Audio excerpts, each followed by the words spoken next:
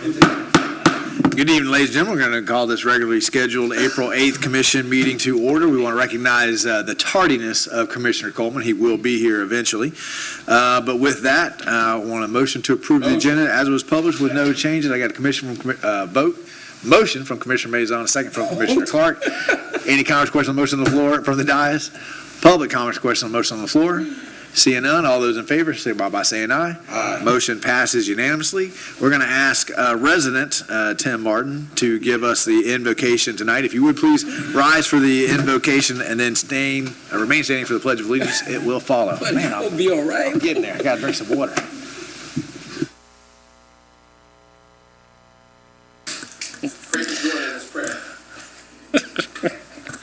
Let's bow our heads. Lord, thank you. Thank you for all that you do. Thank you for the many blessings that we have upon us here in this great community. We ask for your blessing over this meeting tonight. Give us the guidance and wisdom to follow in the footsteps of your Son. We ask for your wisdom in helping us make decisions. We ask for your blessing over the people of this community. We ask for you to keep the Godbolt family in your prayers as we do for this community, as they're still dealing with the challenge of their loss of their son. We ask for your blessing over the sick. We pray for their healing. We also pray for those who are just in general need. We ask this in your Son's name. Amen. Amen.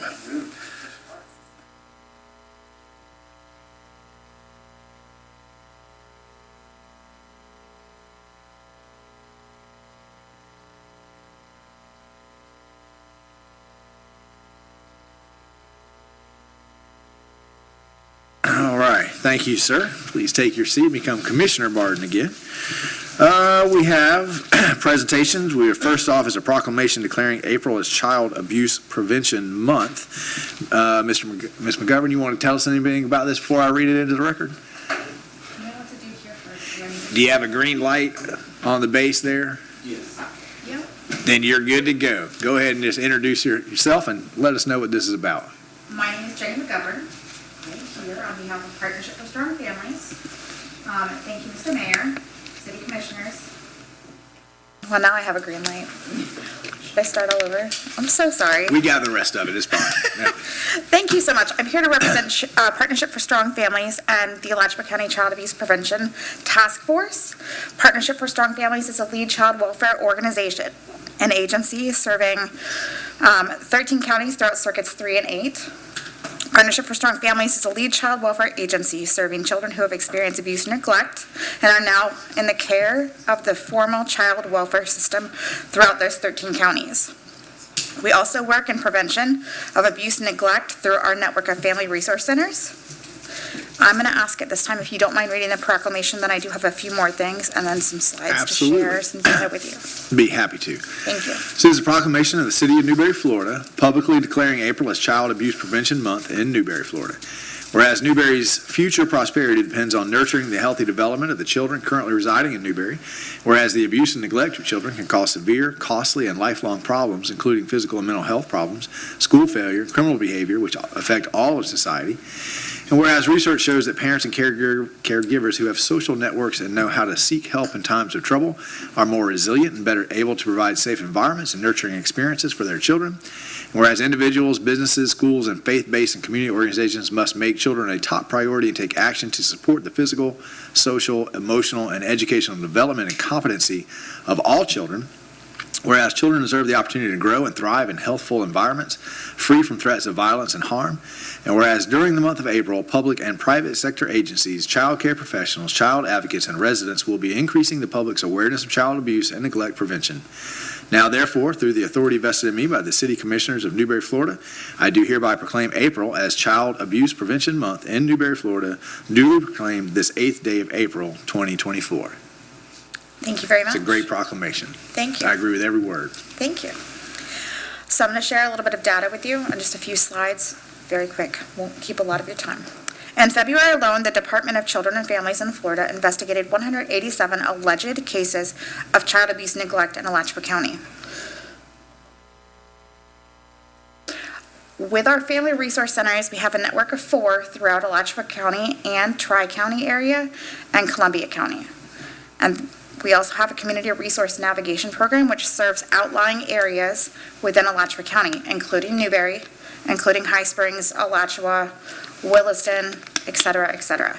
We want to serve as many as we can. In 2023 alone, our Alachua County Family Resource Centers and Community Resource Navigation Programs served more than 21,000 patrons through our resource centers. And that is what serves and holds our preventative measures for child abuse and neglect. We want to stop it before it starts. Furthermore, 221 youth are now in out-of-home care, with an additional 86 youth receiving in-home care services. We only have 65 traditionally licensed foster care homes. Traditional meaning what you think of as a foster care home. That's not relative, that's not a relative caregiver, it's not your neighbor who you've known forever. It's something that's traditional. We have additional ones who step in when they need to. The Alachua County Child Abuse Prevention Task Force is a group of community organizations and stakeholders who meet on a regular basis to collaborate and share how we all work together to prevent abuse and neglect. Nurturing and helping children heal, as well as strengthening local families to prevent abuse and neglect, is a community effort. By no means are we the only ones doing this great work. We would also like to recognize a few of our partners at Guardian ad Litem, the Child Advocacy Center, and University of Florida Healthy Families Program, and the Children's Trust of Alachua County, just to name a few. On Saturday, April 20th at 11 a.m., the Child Abuse Prevention Task Force will be hosting an event at Westside Park in Gainesville called Celebrate the Child. This event features themed booths containing helpful informational resources to parents, children's activities, face painting, music, and much more. We invite you to attend to learn more. If you have any additional questions or wish to learn more about how you can get involved with Partnership for Strong Families and how you can help, please scan either one of the QR codes listed on these slides up here, and it will connect you with our development and engagement team, which is my team, who does fundraising and social events and community gatherings, or our recruitment and outreach team, who start the process if you want to become a foster or adoptive parent and learn more about that process. Thank you so much again for this opportunity and recognizing April as Child Abuse Prevention Month. We all must be involved in making sure children have happy, healthy, and safe childhoods. And then at this time, I would love to request a picture. Absolutely. Before we do the picture, though, And Mike, any questions. can we get a social media post about this presentation that has those 2 QR codes on it so that we can help advertise? Does the board have any? I'm assuming that was a yes. Yes. Okay. Well, yeah, I got a question. Go ahead, Commissioner Maison. Yeah, so when it comes to being a certified caregiver, what's the criteria and like how stringent is it, how difficult, or and what is the, like, is 65, like, what's your max foster homes that you would allow? We will have as many licensed foster care homes as qualify. I am not the expert in recruitment and outreach. I am not the licensing expert. What I do know is that my recruitment and outreach team are the experts, and they start the process. They go through the entire home study with anyone who inquires about it. They ask the right questions. They do a checklist. Do you have the right number of bedrooms? Do you have locks? Do you have protective safety measures? So those are our experts. That is our jump-off point. That is our starting team. So while I may not be able to answer all of those questions, what I can say is the more homes that we have, the safer we can keep those kids. One more, how many kids per home? It depends on the home. Okay. My sister does foster care in Tallahassee, and I've got a student right now whose parents do foster. And I can tell you, all of those systems are overwhelmed. The need is greater than the resources that are out there. So my sister fosters 3 kids at one time. This family also fosters 3 or 4 kids at one time. So you got to have a heart for it. You Yes. got to really love children and want to provide that home and want to provide that bridge. So thank you for what you're doing. We appreciate that. Any other questions? And Would you just join me? Real quick to echo the sentiment real quick. So sorry, I was just going to give you a little bit more information. We want to keep kids who are displaced from their biological families in their community, in their home community, where they have a network of support. So the more licensed homes we have, before we know that a child is going to be displaced, the better we are prepared to keep that child in their safe space, so they can keep going to the same school right across the street. So. Can we get a picture? Yeah, I'm gonna grab my phone. Absolutely. Travis, would you do one with her phone, and Dallas, would you do one with, or vice versa? All right. 44? What each of you could do? Two. That included in their numbers?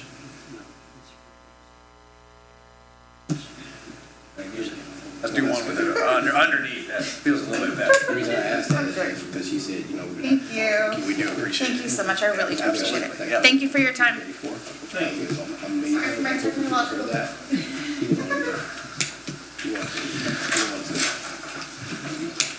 All right, next up, under presentations, the City of Newberry Community Redevelopment Agency Annual Comprehensive Financial Report for fiscal year ended September 30th, 2023.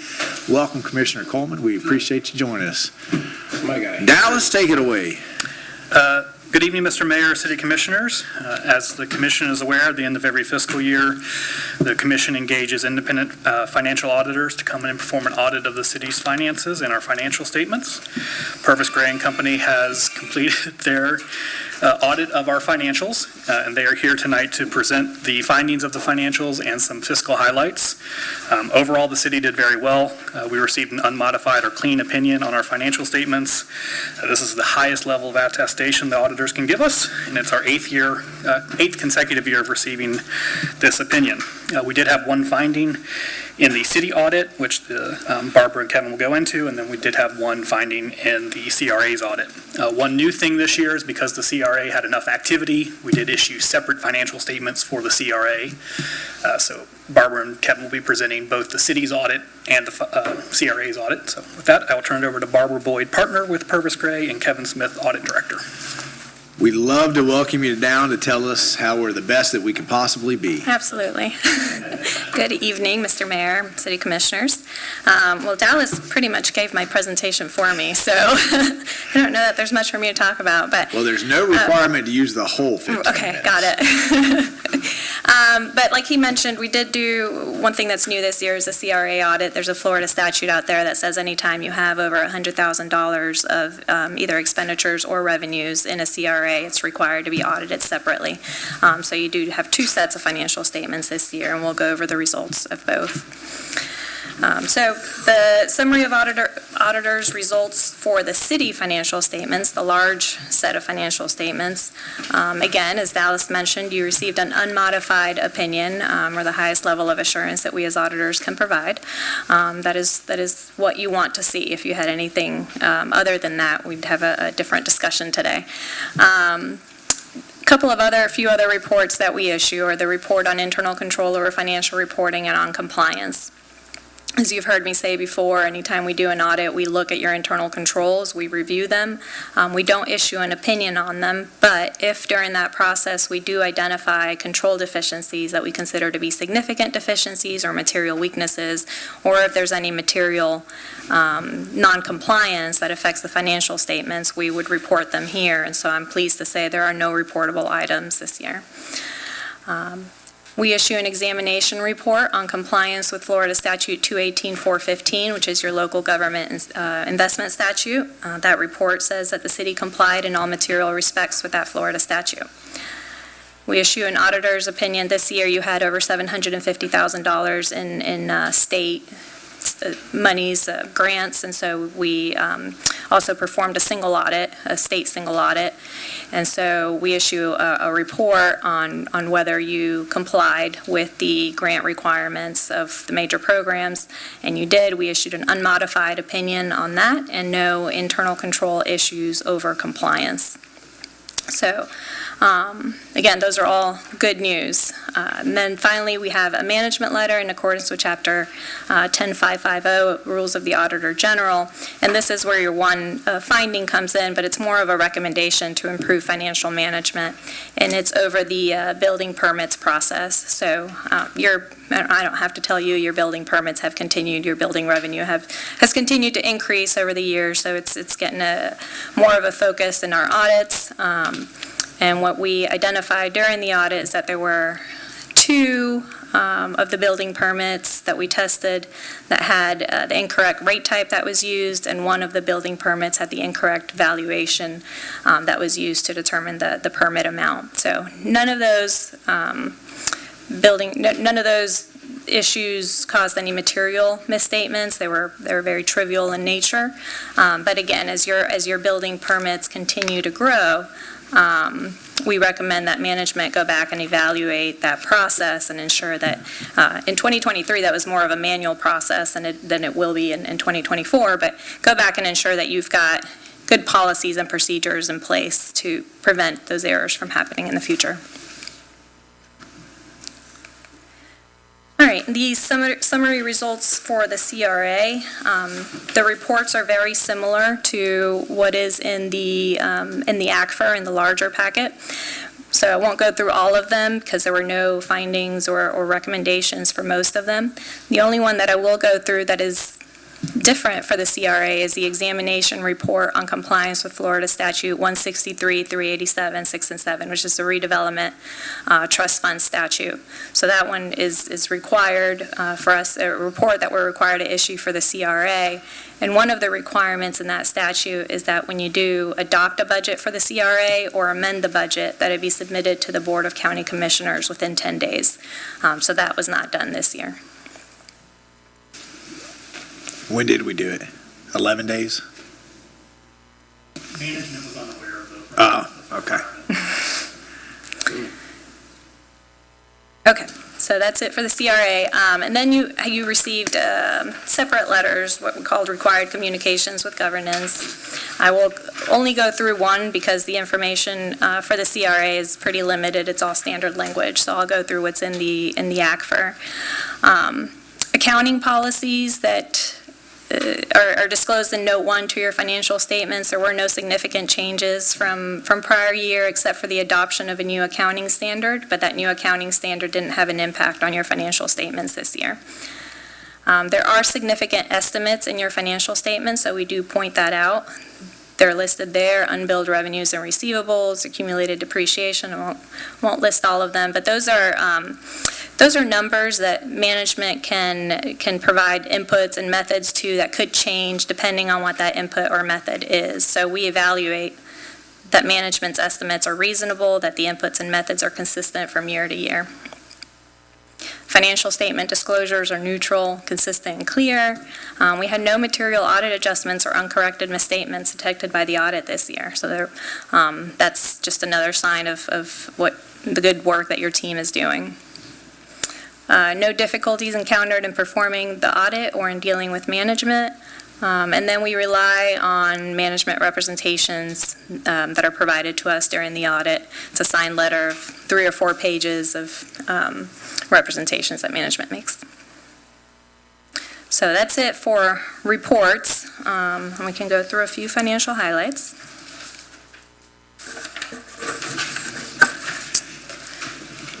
So looking at the general fund this year, you can see your total revenues went from $8.8 million to $9.9 million. So total revenues are up $1.1 million. Your total expenditures are also up $1 million, so it's similar increase. Your revenues, the primary drivers for that were increases in assessed values. There was a slight decrease in the millage, but the assessed values for property values still increased. Building permits were up significantly. Interest income was up as well this year. There's just a change in how those funds were invested, so that was about $150,000 this year. And then state revenue sharing and taxes were up as well. So that's what resulted in the total revenue increase of $1.1 million. Expenditures, the primary driver for that were just personnel cost increases. So you had new FTEs or a pay study that was done, so there were some pay adjustments as well. And then if you look at that second to last line, the net transfers in and out. So last year, there was a net transfer in to the general fund of $235,000. This year, there's a net transfer out of $435,000. So that net transfer out is $640,000 that went to the capital project funds to pay for capital projects, and then $160,000 that went to the CRA for the tax increment revenues. So at the end of the year, you had a net change in fund balance of $17,000. That's kind of small. And what that resulted in was total fund balance of almost $4.3 million at the end of the year. And that $4.3 million of fund balance is made up of non-spendable, $250,000, restricted fund balance of $700,000, that's your building permit revenue, and transportation, local option gas tax revenue, and then assigned fund balance of $172,000 and unassigned fund balance of $3.1 million. And that little table to the right there, that is how the fund balance applies to your policy. And you can see you have your total assigned and unassigned fund balance of $3.3 million. If you take away the items that you have stated in your policy that you want your 17% target, as well as your rate stabilization or your stabilization fund, that leaves you with available carry forward funds of $938,000. Of that, $172,000 has already been assigned to the subsequent year budget. So you still have remaining available carry forward funds in the general fund of $766,000. So that's a healthy net position fund balance to have. The CRA, there's not much activity, but we have listed it here. You had $324,000 of tax increment revenues and minimal expenditures of about $18,000. So you do have fund balance in the CRA of $304,000 almost. And then finally, the enterprise funds. So in the enterprise funds, your total revenues are essentially flat. But it's a little bit deceiving because the purchase power cost that decreased $400,000 is a pass-through cost, so that's decreasing your electric revenue. But as you can see, your electric revenue only decreased $200,000. So if you take the purchase power cost pass-through out of the equation, your electric revenue is actually increased. There were some rate increases as well as consumption increases, and that was the same with your water and sewer. So your total expenses are up $400,000. Again, if you take away the purchase power from that your expenses were up about $800,000. Personnel services were a large driver of that, as well as some material supplies, other expenses. There were just a variety of expenses that increased. And then the other thing I wanted to point out here is your capital grants and contributions are up at $3.9 million. The most significant part of that is developer contributions. There were about $2.3 million this year. And then you had $1.1 million of development charges. And so how you ended the year in the enterprise funds, you had a total net position of almost $30 million compared to $26 million last year, so that's an increase of 3.5. But as you can see, because of all the capital contributions and the improvements that you've been making to infrastructure, all of that increase is in your net investment in capital assets. Your unrestricted net position decreased $900,000, and that's because some of the cash has been used to pay for those investments in capital assets. So that's it. Board questions?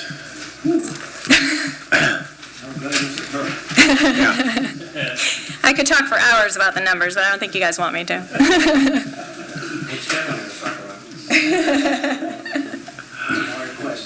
Yeah, he'll answer all the questions. No questions? I mean, it is what it is. You give an overview, nothing here to find, so. No, I mean, it was a good year, yep. right, materially sound, and unmodified opinion.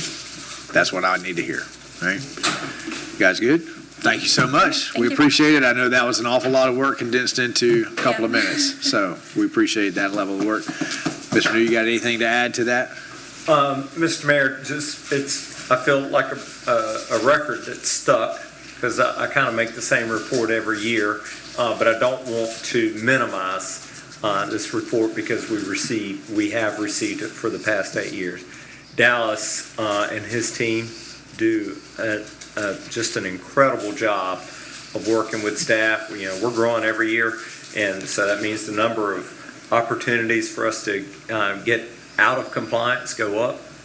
Dallas and his team provide the education, the support. They really do a terrific job of making sure that we're aware and that I'm aware when things happen, because sometimes they do, that probably we need to reevaluate, make sure we don't do anything that gives the appearance of impropriety. So he's a great watchdog, and we make lots of jokes about how compelling and enthusiastic this information is, and oftentimes for me it's just, I don't have training in it, and so it's not an area that I just pick it up and I immediately know everything that's going on. But all jokes aside, I think that our finance team, I don't think you could get better in the state of Florida, maybe the Southeast. I have that high of opinion of them, and I think they for the number of times that Dallas and his team bring things to my attention that says this is potentially problematic, we need to investigate this, and we need to make sure that we are addressing it.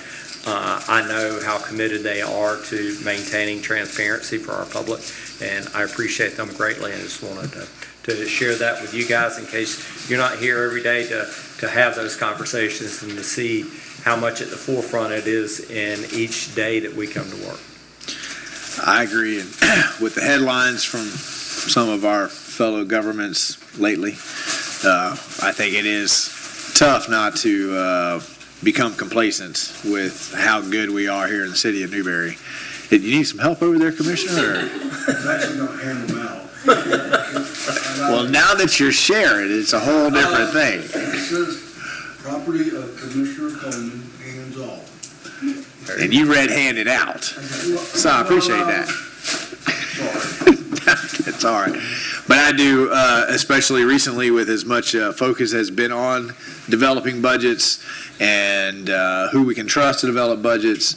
For me, it is priceless to have a financial team that I have that much trust in, that doesn't ask me to trust them, keeps winning the awards to show that we don't have to trust, we can verify, and we've got the receipts now to back it up. We are the best in the business, so I add my gratitude on with the managers to you, Dallas, you and your team. So thank you guys. Yeah, ditto. We appreciate it, and as a reward for doing such good work, you do not have to stay for the rest of the meeting. But we'll move on to another proclamation. This is declaring April 26, 2024 as the Great American Cleanup Day in Newberry. We're going to do this a little different. I'm going to go ahead and read this proclamation into the record, and then we'll see if you guys have any questions for Mr. Green. Whereas the control of litter and litter prevention is vitally important to the quality of life in Newberry, Florida, and whereas the citizens, businesses, and the city of Newberry have an interest in encouraging every resident to protect and preserve the beauty and cleanliness of the community, and whereas the mission of Keep Newberry Beautiful is to improve the appearance of the community by inspiring and engaging the citizens of Newberry to take personal responsibility for their community environment. Whereas Keep America Beautiful is the nation's largest volunteer-based community action and education organization, and whereas Keep America Beautiful promotes programs that engage individuals to take greater responsibility for improving their community's environment through the three main focus areas of litter prevention, waste reduction, and recycling and beautification. And now, therefore, I, Jordan Marlowe, Mayor of the City of Newberry, do hereby declare Friday, April 26th as the Great American Cleanup Day in the City of Newberry, and I urge all organizations, businesses, and citizens to participate in this event to make Newberry a more beautiful place to live, work, and play, dated this 8th of April, 2024. Always love this. What are the dates that citizens can drop stuff off, do things? Mr. Mayor, the April 26th is the litter and tire collection. All right. And then April 27th is the hazardous waste. Lots of county be here picking up hazardous waste. And then Monday, starting April 29th through May 2nd, we're doing yard debris cleanup citywide, so just as long as they have it out to the edge of the road, we'll get it picked up. All right, wonderful. Anybody got any questions? Yes, sir. Commissioner Martin. Somebody with a Gee Whiz meme generator is going to put all this together for us to push out. Like a little flyer. Yeah, we'll share it all over the place. What? Okay. Oh, great. Good. All right. Okay. Anybody else? Before we let Mr. Green know, I want the record to show that Commissioner Martin is holding all 3 Snickers. They did not progress. They did not progress. Oh, Commissioner Mason. Yes, they did not. Wow. All right, Mr. Green, we appreciate it. Thank you so much. That's. I assume we're doing the tire and the hazardous cleanup at the yard? Yes, sir. Okay. Thank you. All right, Commissioner Martin, no? Reach for a Snickers, not the microphone. Oh. Thank you. Man, did you catch that? Well, they just all went everywhere, you know? And thank you, You can keep that one. One gets down there to the attorney. Yeah, thank you.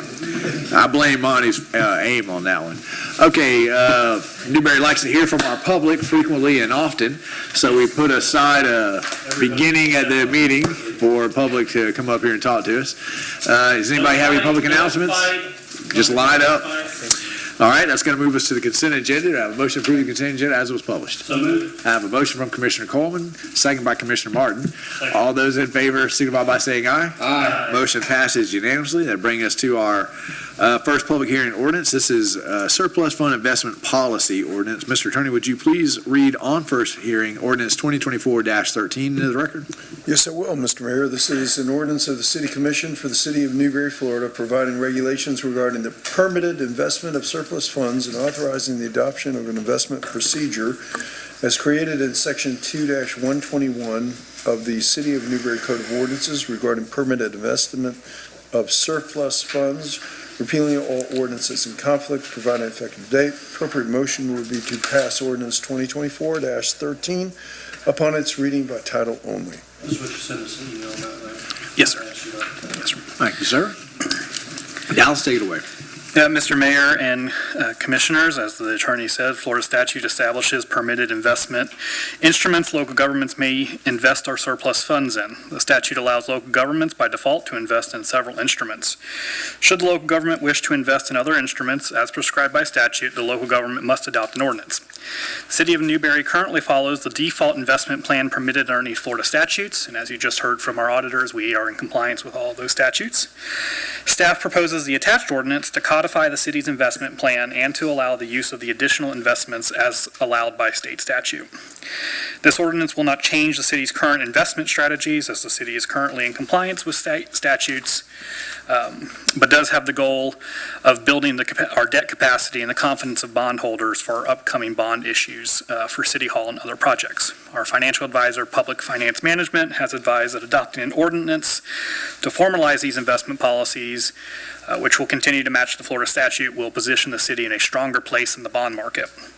The city's investment strategy continues to follow the primary objectives of safety of principal, followed by liquidity, return on investment, and diversification of the funds. Our investment strategy in fiscal year 2023 earned the city nearly $650,000. Thank you so much. Questions? Can we get some Bitcoin? Bitcoin is not an authorized investment. Man. I did it 15 years ago. Man, this is me 15 years ago. Be paying off the sewer plant with a check. Some time you invited me to that island. Yeah. All right, let's get back on. No questions? Do I have a motion to, Commissioner Clark?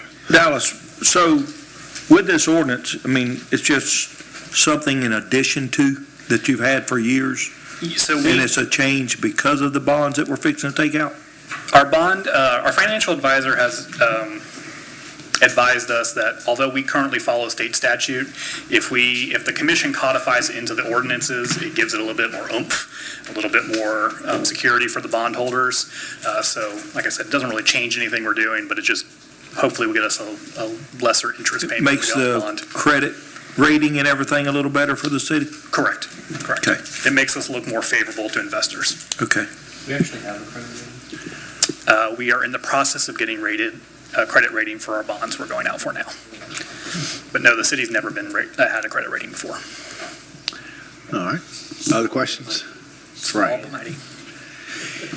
Okay, I had a motion from Commissioner Coleman, seconded by Commissioner Martin. Any other further questions? Public questions? Seeing none, all those in favor signify by saying aye. Aye. Motion passes unanimously. That takes us to item 7, our first agenda item. This is construction contract for the Easton Newberry Sports Complex parking improvements. Here we go. We are so excited. Mr. Parker, take it away. Good evening, Mr. Mayor, Commissioners. Like you said, we're talking about the Easton Sports Complex parking lot, something that we've talked about for quite a while now. Starting to move it forward. Recommended action is to authorize the exception to the City of Newberry purchasing policy. I'll get into that in a moment. And then authorize the contract with Coleman and then change orders up to 10%. So highlights of the project, as you can see here, it will be on the west side of the building. That is directly, the majority of the portion, I wish this had a clicker, is in front of the building. So when you drive up, you'll have a ton of parking. Also, you'll have access to come in and out by making a circle kind of exit there. So what you guys kind of see now is people pull in, park, especially when they're picking up their kids, park, block all the traffic, and then have to try to get out of there. We frequently are replacing the fence there because they're running into it. So this will allow them to come in and out. 65 stabilized grass spaces, those are traveling the road on the perimeter, and then 42 new asphalt spaces. The existing parking that is on the north side that we have now next to the archery range just stays where it is. And just another view of it. So something that kind of held us up throughout the process, probably prolonged it more than it probably should have, was the stormwater process. We had to create a basin, or we will be creating a basin on the southeast portion of the property. That's highlighted on the right side, and you can see it there on the bottom. And then let me see this one. You can see where this other basin that is an existing basin had to be enlarged to take on the water from the parking lot. Travis, the existing basin that is east of the Pro Ball Academy, is it going to remain, or is it getting filled in and that capacity being added at that new basin? So, Mr. Mayor, the portion that the manager's talking about goes around Pro Ball and all the way around the facility, kind of, by the RC track. That eventually will be filled in, and this basin here will be our large basin.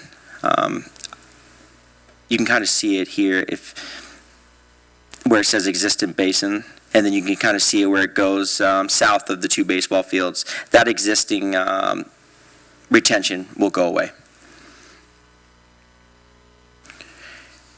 Project cost $581,000. That includes all the necessary expenditures to create the parking lot, including the stormwater that we just spoke about. The funding comes from the original Wild Spaces projects. This was one of our original, probably the original project on the list.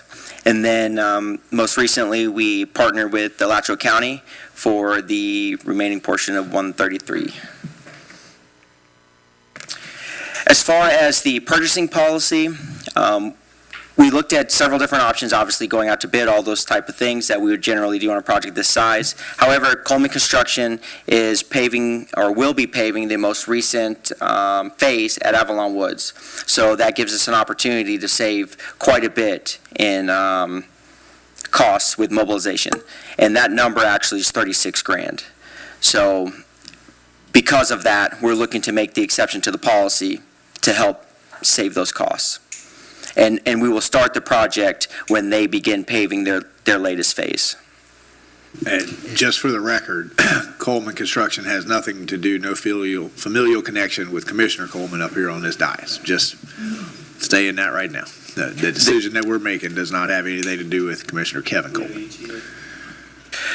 I think 2 months. They're starting to prep now. I think sooner than 2 months, but let's go with that. Okay. Just for the sake of not sure exactly when they'll be prepared. Mr. Mayor, will this provide adequate parking for all events? Because I've seen people parking out on State Road 45 before, and I was wondering if this will eliminate that. Mr. Mayor, I don't believe this will eliminate that. I think it does help, but we are jam-packed, especially on host days where we have, like this weekend, baseball, softball, soccer, and then we had an archery tournament. Those days are outrageous. On most general nights, this is going to help a lot. And as we continue our master plan, developing other locations, this portion that you see here that goes down to the roundabout, master plan has that going all the way around outside of the perimeter. And as we develop that, we'll add parking spaces so people can come in, and if you're playing on the back two fields, you'll have adequate space to park back there. And that way, all the parking isn't in the front. All right, hey Travis, are they going to, by the way, you look like you lost weight. Thanks. Are they up there by that fence that you're going to remove? Mhm. Are they eventually going to put parking there? So, are you talking about around? As soon as you come in? That's it. That's all gone based on this Okay. there. So, I can't do it. There's no way to help you here. I don't. Where the other the new handicap spots are. Yeah, so you see where those handicap spots are? Right there, that's exactly right. The existing fence is somewhere right there where Commissioner Clark's finger is, and then it kind of goes up there into that first set of parking that's on the north side. Does that make sense? So envision at the very top of that drawing, Okay. that's the entrance road. Okay. And envision it driving all the way straight into the building as you do now. Okay. Okay. And you can kind of see that corner of that basin. It's an existing basin there. So tomorrow when you go in there, you'll see. Travis? Yes, sir. So when you're going in now, you got your project back to the south, you're gonna add all that. That's the state road up there, this is the building, so coming in, going that southeast area, how far are you gonna go down with that pavement, on that roadway around that? Do you know where the fencing is now that starts to separate the soccer field? It's going to stop somewhere right in that area. So when will we be allowed, is there a reason not to just get that paved? Funding. Got the money. We ain't got the money in wild spaces just to do it while he's got equipment on the ground? No, sir. The newest wall spaces we have allocated for our, 3 projects. Yeah. So I do believe that when we start the construction and the process for the multiple gyms, the 2 new gyms, that we will have potential to add on some parking there. Will you have this year's budget, will there be some numbers in there so we can think about that? Yes, sir. For sure, we can do that. I mean, I know it's I important. support We it. got roads out here to pave that people drive on every day, but inside there needs to be done and fixed up to, the nights where there's no wind, it's terrible. It is pretty rough. It can be terrible, so. Other questions? Phenomenal presentation. Thank you. And all of this fits in perfectly with the expansion of Easton. Yes, so as we talk about the construction of the new gymnasium, the hope is that it will kind of fit right there along the, you can kind of see it right there. Yeah. Yes, sir. Okay. So, All right. Mr. Mayor, I'll just remind the commission that when we partnered with M3 Development to get the new access road, the improved access road into the project site, that we put in parking on both sides of the road. It's grass parking because we don't see people in it that often, but when we had those big events that Commissioner Farnsworth mentioned, we can probably hold an extra 100 cars there.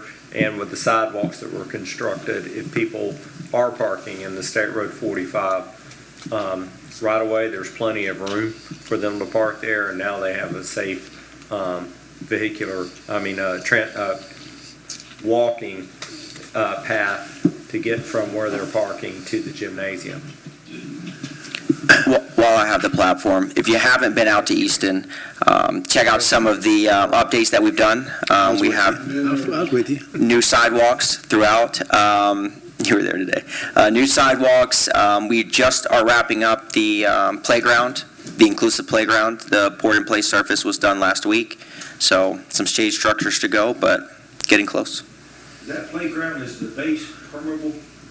Did you have to get stormwater? No, it's permeable. Permeable, okay, I just want to make sure. That's very important for me to know that stormwater's going somewhere. It's not asphalt, sir. We kind of just have two things here in one. Do we need two separate motions? Mr. Trini, it seems like we could wrap that up into the recommended actions. I think you can do it all in one of this. So the motion would be recommended actions listed in the backup material and shown on the screen. Do I have that motion? So moved. Second. I have a motion from Commissioner Martin, second from Commissioner Maison. Any comments, questions? Motion on the floor from the dais? Public comments, questions on the motion on the floor. And Travis, I didn't notice you had any weight to lose personally. Are you kidding me? Look at the ears are sticking out. All right. I mean, look at that. What was the vote? All in favor, signify by saying aye. Aye. Motion Thank you. passes unanimously. Thank you, sir. Love you, Travis. That takes us to comments. Mr. Manager. Thank you, Mr. Mayor. Because we had such a short agenda, I kind of loaded up on the comments. So if y'all need a 5-minute restroom break, I'll get started. Mr. Mayor, we are going to welcome a new rec director on Monday, April the 22nd. The gentleman's name is Rod Clark. Got an extensive background in recreation with the city of Gainesville. He's currently the assistant athletic director for Santa Fe College. Played college athletics at Miami University, not Miami of Florida, Miami of Ohio, and he and his family are residents of Newberry. So they already live here, got 4 kids. Think you're going to really enjoy this as a great addition to our team. Great guy. Mr. Mayor, I want to remind elected officials and the community at large, 420 Day, which in Newberry stands for Westfest.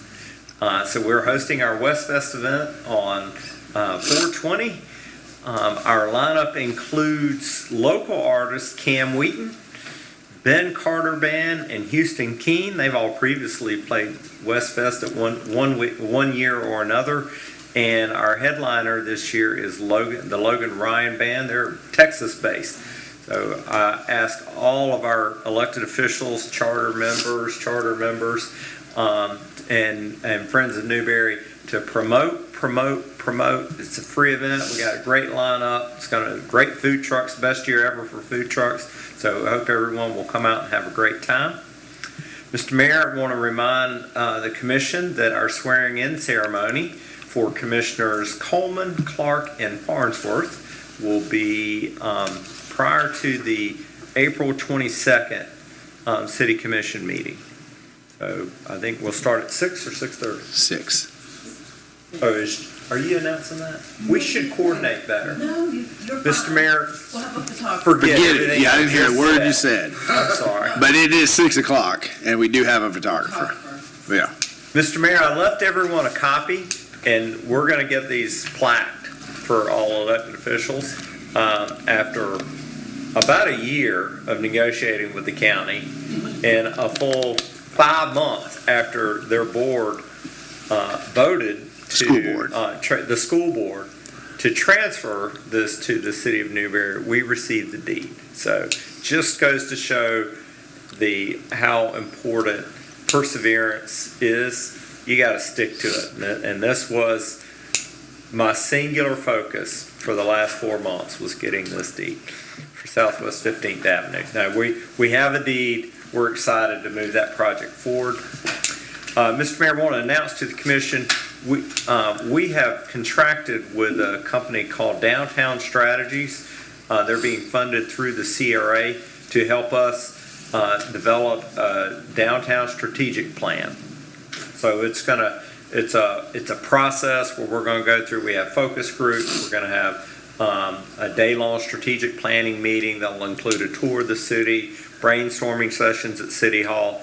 We'll be inviting people from the downtown community, Main Street organization, the chamber, those types of organizations, of course, elected officials, to help us brainstorm and then put into a report what our strategy is for redeveloping our downtown with a list of projects list for moving forward. So really excited about this project. The company that we've contracted with, that this is right in their wheelhouse of skill sets, and it's a study the commission asked us for about this time last summer. We had it funded in this year's budget, went through the solicitation process, and here we are getting them underway. So we'll send out an invitation to the community and elected officials on when that strategic planning workshop will occur. And finally, Mr. Mayor, make sure I get everything.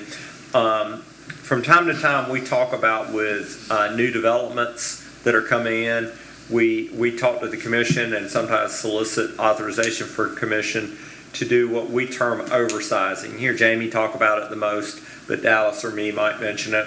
That's when development needs an 8-inch water main in their subdivision, but the city needs it to be 12-inch to provide additional capacity to neighboring subdivisions or things like that.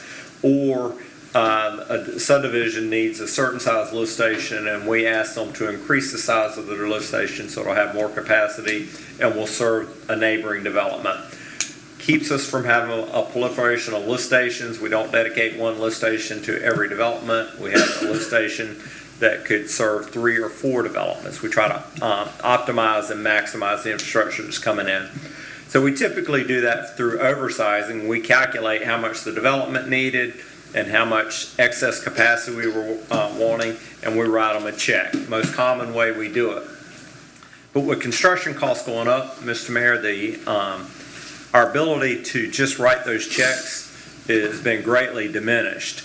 And so we have some oversizing projects where we've asked the development to increase the capacity of their lift station, and it's going to exceed $100,000, perhaps $200,000, and that we just don't have that laying around in a checking account somewhere to cut them that check.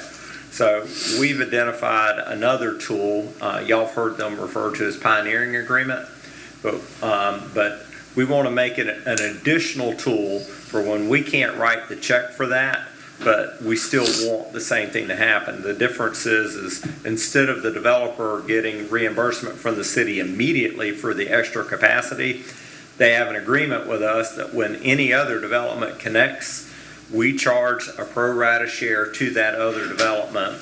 They write us a check, and then we forward it to the pioneering developer.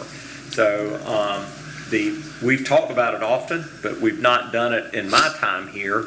And I think the first step in doing that, we got a development coming down the pipe that I think is going to need it. First step is, to me, to develop the enabling ordinance, which it would be short language that shows up in our code of ordinances that if it's approved, that we would then use as the basis for these oversizing or pioneering agreements. So I tell you all that backdrop to tell you that in the next 3 meetings, you should see on first reading ordinance modification for what we are terming a infrastructure rebate policy. Whereas we won't write a check to begin with, but when the neighbor connects to that infrastructure, we'll collect money and then pass it on to the pioneering developer. Hang on one second, Mike. Commissioner Martin. Mike, it sounds like a little bit of risk that the pioneer is taking on in the expectation of being reimbursed from a potential development. Do we have to pay interest or anything to them on that sort of risk or anything like that? No, sir. It is more of a burden to the pioneering developer, but to my knowledge, I'm not familiar with any municipalities that have agreed to pay interest. It's kind of the cost of doing business in our community to do this. The city of Gainesville has this in place, and the city of Alachua, so I've used it before. Jamie's used something similar to this extensively. And the biggest risk is these things sunset. So Gainesville's policy sunsets in 10 years. In Alachua, they went to 20 years. But you'd be surprised at the amount of development that rolls in on the 21st year. But normally, as long as it's understood up front, and that's one of the reasons that staff recommends that we codify it. So that policy is pretty much spelled out in ordinance, and it's not inconsistent with what the rest of the state is doing. I don't anticipate that we'd get any significant pushback from development. Anybody else got question? Because I had a similar question. I mean, I don't have anything opposed to the policy itself, but what if the upgrades that we want are 7 figures, and the developer says that kills my budget, kills the project? Mr. Mayor, we'd have that conversation. I've never ran into a oversizing agreement. At that point, I think that with our current staff team, Jamie, Rance, Dallas, that, when people say we can't do something, we immediately go on into problem-solving mode on saying, well, what can we do about that? And I think we would resolve it. But I would also tell you the amount of escalation that we're seeing for, all the years I worked in Gainesville, a lift station was under $225,000 every time.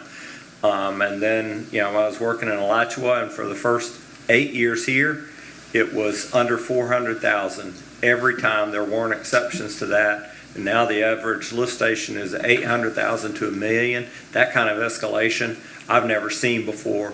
So the same thing happened with oversizing. What used to have been $30,000 that we would come to the commission and say, we've got it in reserves and we can write them that check, now is $150,000 and we cannot write that check. So there may be some bridges to cross, but I would say that just because it's an ordained policy doesn't mean that we can't seek exceptions from time to time, or we could write certain exceptions in. Just like tonight with our purchasing policy, we have this is the main way we do it, but there were conditions warranted asking the commission to allow us to procure a contractor a slightly different way. And just tell me what's the philosophy behind the sunset? Because if I'm the developer, is it because developers change, and so after 20 years, whoever was that developer that shelled out the money is probably not there anymore? Because if I was the developer, I'd say, well, I want my money back regardless. So whether it's 20 years from now, 30 years from now, I've waited. Well, I think a driver, maybe from staff's perspective, I've never really had someone from a legal side or had expertise in this advise me on it. I've always perceived it to be that tracking these agreements and that kind of money for that period of time is a challenge. I know the first time that I inherited it at Alachua, someone remembered and we brought it up, and when we evaluated it, there were 3 other pioneers in front of us that never got reimbursed, that never knew about it, never asked for it, and so we had to backtrack and make sure they got paid as well as the currently pioneering developer was getting paid. So I would say that having a sunset on it means that someone doesn't walk in 90 years from now and hold up a piece of paper and says you owe me X amount of money plus interest. And I would say that as long as it's published and in the rules of engagement for development, I mean, before cities agreed to pioneering and things like this, it wasn't uncommon for the city to say it is a condition of approval. You're going to build it bigger because we need it bigger, and we don't have any mechanism for paying you back. It is the cost of doing business in our city. And I'm not supporting that as the best way to go. But I would say it was the most common way to go, and things like oversizing agreements and rebate policies are attempts by cities and utility authorities to be more equitable with the development community, and oftentimes it's demands by the development community that we just can't keep doing what we've always done historically. Commissioner Martin. Just so I'm clear on the sunsetting, if it's 5-year sunset, they're out of the money at 5 years, or we automatically write a check whether there's development there or not at 5 years? Well, they would be out of the opportunity to get reimbursed. The shortest one I've ever seen is 10 years. Okay. And I am aware of some request consideration for 20 years. Thank you. Okay. Other questions? Was that your final comment, Mr. That Mayor? was it. All right. Mr. Attorney? Madam Clerk? No comment. All right. Commissioner Coleman? I feel terrible. Wednesday night, I think it's at 7 o'clock, the Newberry lacrosse team, their first playoff ever. Where's it at? Playoff game, and in Alachua. And I was wanting to get an update on the sinkhole at Bev's, because I'm really wanting a Bev's burger right now. Do we have an update on that? I mean, that's private property. Do we know that have they worked with us to figure out how to cure it? Mr. Mayor, the engaged staff for that would be Jamie and his team, and I've not received an update since. We initially sent a crew around there to help cone it off and safe it up, and I've not gotten any reports from anybody since. It was a big one. Sorry about that. big one. But if we find out, I will just email the commission. How deep was it? It's pretty deep. We Really? owe Josh Taylor Cavern. gratitude. He walked over, got a kid out of it who was playing, called us so that we could rope it off, and stood there till we got it. So next time you see Josh, tell him thank you for his civic mindedness. I think that Bev's has passed off this location to a family member, and that family member is getting up to speed. So the sinkhole is not part of the slowdown, but it will certainly add a little bit of time now before we can enjoy that delicious burger. I'm ready. Is that it for you, Commissioner? Yep. Commissioner Clark? I'd just like to say, I know the Spring Fest was a hit, but I want to thank the volunteers on the Veterans Memorial that were out there with the tent and doing their thing all day. I was out of pocket. So I appreciate them, and, troops are deployed, so keep all our troops in their prayers, and God bless America. Thank you, sir. Commissioner Farnsworth? Commissioner Martin? I wanted to also thank everybody that helped with the Spring Festival. I tell you, Francis and Charmaine have got it going on over there, and they got a great crew that works with them. The PTO Carnival over at the elementary school apparently was very good as well. I was actually at the Night of Faith at the high school that went on until 9 o'clock. There was well over 100 people there, which was an upgrade from the year before when there was only 25. And we have a meeting Monday night, do we not? A special meeting Monday night? Yes. Next Monday? Yes. What time? On the ranch. Sorry, I should have announced that. Thank you, sir. Commissioner Maison? Yeah, good job, Downtown Main Street Board. It is a phenomenal job. Yeah, champ. I'm going to talk about it. I'm not saying anything about that. He's killing me here. Hey, so Main Street met with Cleary Larkins, if I've got that name correct, at UF's director of historic preservation, and they're discussing how they can partner with our Downtown Main Street organization. I thought that was a great thing. Go downtown. Huh? Is that through Gene Garrett? Yep. Absolutely. There was something else before he called me champ that I was thinking of, but it slipped my mind here. Was it a joke? Or No, it wasn't.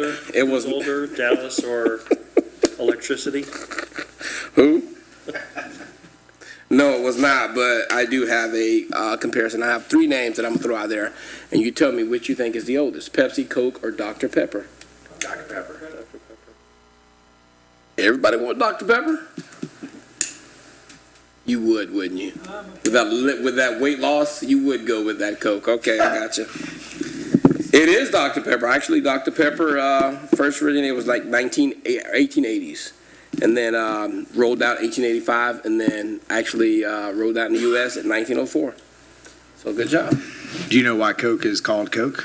because they used to put Coke in the Coca-Colas. Cocaine, yeah. It's a heck of a drug. Then we replace that with caffeine. Which is just. Totally. Was that it for you, Commissioner? That is it for me. All right, well, first off, let's go ahead and clear up what this championship is about, because I agree with Commissioner Martin. Main Street is doing a fantastic job, and at this spring festival, they brought back a time-honored tradition of a pie eating contest, and they brought out pies that they said were 8 inches and really were about 14 inches, and it was strawberry pie, but what they really meant was it was one great big pile of strawberry gelatin with full-size strawberries buried in it and covered in whipped cream. And I was told there was going to be a fork. Let's just go ahead and establish that right now. There was supposed to be a fork, and this was a speed eating contest. And when we got to the table, there was no fork. There was a bib that immediately broke, and we had to put our hands behind our backs, which obviously did not work at all. But Commissioner Maison, he dove right in. I tried, but strawberry gelatin up your nostrils does not work out really well. Tim hung in there. Tim made it a little bit longer, but Commissioner Maison kept going. He learned how to use his beard to scoop up the strawberry filling. Pictures are all over social media if you have the stomach to look at that video. I don't make it sound like it was just us three. You gotta let them know how many. There was lots of people there. Sheriff was there. Yep. He got out about the time that I did. And we had one kid, two kids. One kid made it almost through the whole pie. And then I think that just to prove that he could, Commissioner Maison went in for the second pie. Once he figured out that beard trick, he had it down, So, everybody give him a round of applause. Pie eating champion. Yeah. The seed spitting is so much cleaner. And we talked about swearing in ceremony before the next meeting, 6 p.m. Don't forget, guys, we'll have the photographer there. Bring your suit and tie. Mike, do we have a update on the downtown stormwater plan? Where are we at with that? We got in the consultant's hands, I know. We are working with the engineers currently to develop the engineering study, and then we're also compiling the information for the assessment, but the assessment is waiting on the engineering study first. Okay, thank you. And then certainly last but not least, all 3 schools are voting right now for the conversion. The days are different, but the voting opens at 7. There's, I think, 2 more days this week where they're open until 7 p.m. The rest of the days, I think, they shut down at 4. The eclipse today really took out a lot of voters. The students didn't show up, so the parents weren't there dropping them off. So we're going to need you guys to really turn out, yay or nay. Show up and let your voice be heard. Madam Clerk, did you think of something? I just want you to remind everyone again that we do have a special meeting next Monday night. Next Monday. 7 o'clock. To go over the ranch. So next Monday, 7 p.m., the ranch. The next regularly scheduled meeting, swearing in, 6 p.m., then 7 p.m. Lots of meetings. I had Commissioner 2 more things. Maison? So, also downtown Main Street's going to be coming forth with a economic impact that the festivals are having on the city, so that we can prepare and get ready for. Yeah. I mean, the barbecue and blues and the spring festival and the Christmas work, I mean, they're on fire. Commissioner Clark, when you were talking about the veterans bricks, I meant to make it back to the tent because we're ready to take money for the bricks at this point. Can people pay on the website for those? They have to mail a check? The QR code's there now. And we can just go right to the website, fill out the form how you want your brick to look? Okay, thank you. Say it again? Deadline. We're gonna take them up until Ulrich tells us he can't Fit any more in? fit any more in. Okay. We need to really get it. I mean, we want the support for the names in the, Right. walk, so hopefully we get them. Yeah. All right, public comment. Seeing none? I think I see one. We are adjourned.